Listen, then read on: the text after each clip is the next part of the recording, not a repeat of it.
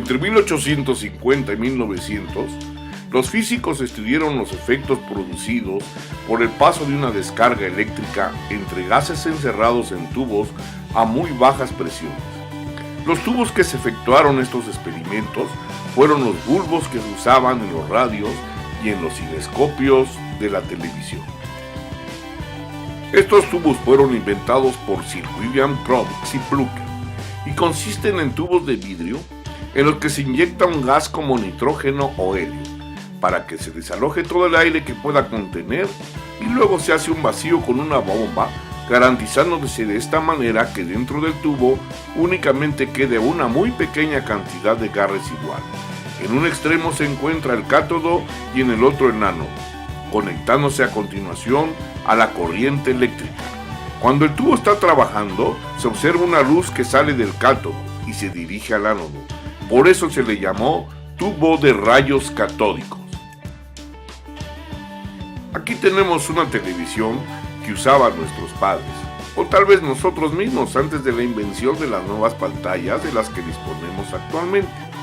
Cuando la televisión está conectada, el tubo de rayos catódicos emite un haz de luz que con ayuda de varios electroimanes barre toda la pantalla, dando la impresión de iluminarla completamente, cuando lo que realmente sucede es que en un solo rayo se mueve por toda la pantalla. Muchas veces al desconectarla se observaba en el centro de la televisión un punto porque los electroimanes dejaban de trabajar.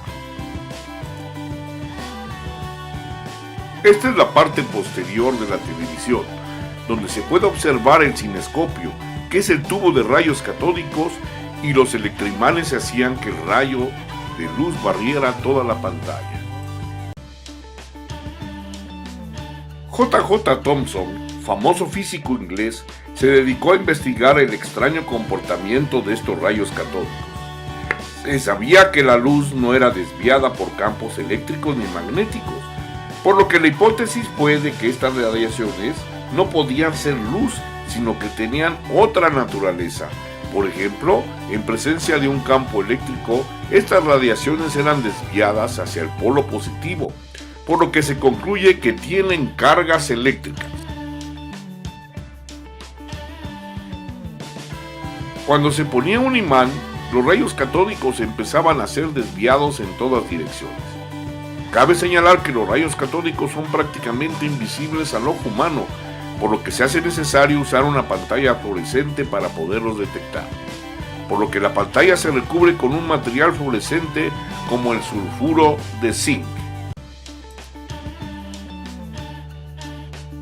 Otro detalle interesante, observado por Thomson, es que los rayos catódicos viajan en línea recta, como se puede observar al poner un ánodo en forma de cruz y observar la imagen de esta en el fondo del tubo, que ha sido recubierto con un material fluorescente.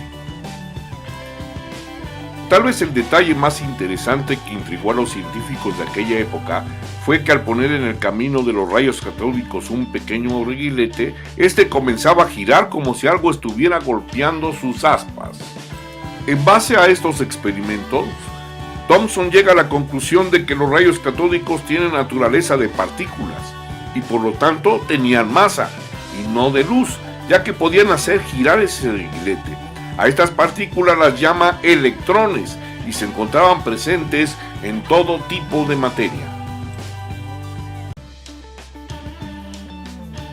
Como la amplitud de la desviación de una partícula cargada cuando está dentro de un campo magnético depende de la razón entre su carga E y su masa m, Thomson no pudo calcular ni la carga ni mucho menos la masa, pero sí se puede calcular la relación que existe entre E y m, con lo que posteriormente, si se conoce la carga, se puede calcular la masa con un simple despeje. En 1909, Robert Millikan diseñó un ingenioso experimento para determinar la carga del electrón, que es más fácil determinar que la masa del mismo, al que se conoció con el nombre de el experimento de la gota de aceite de Millikan. Se observa en la figura un atomizador de gotas de aceite, un microscopio para observar las gotas dentro del aparato. En el interior del aparato se muestra en esta figura. Se esparcen las gotas de aceite dentro del aparato de tal suerte que alguna atraviese el agujero en el ánodo del fondo. Esta gota es observada con el microscopio. El experimento implica equilibrar las fuerzas gravitatorias dirigidas hacia abajo y las fuerzas eléctricas que eran aplicadas a la gota, que era cargada negativamente por los electrones, o sea los rayos catódicos, que eran dirigidos a la gota y hacían que ésta fuera atraída hacia arriba por el ánodo.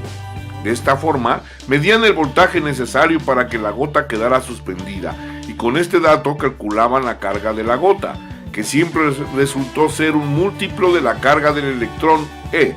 Conociendo este dato, ya se pudo calcular la masa del electrón usando la relación E entre M.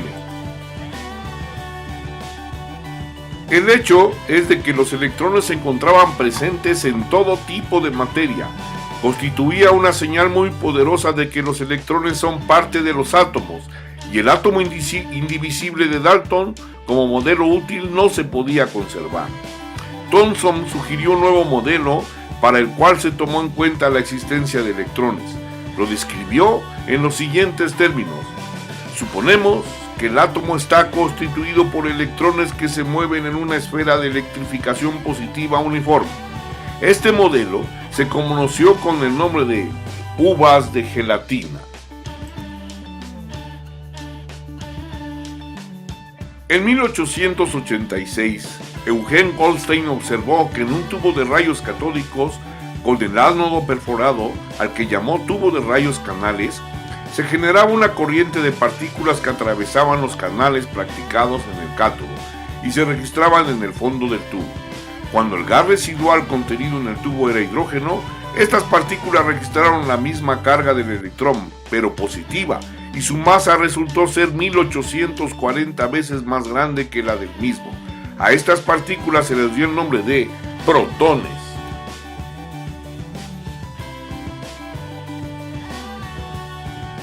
Las principales características de los rayos canales son las ilustradas en este esquema.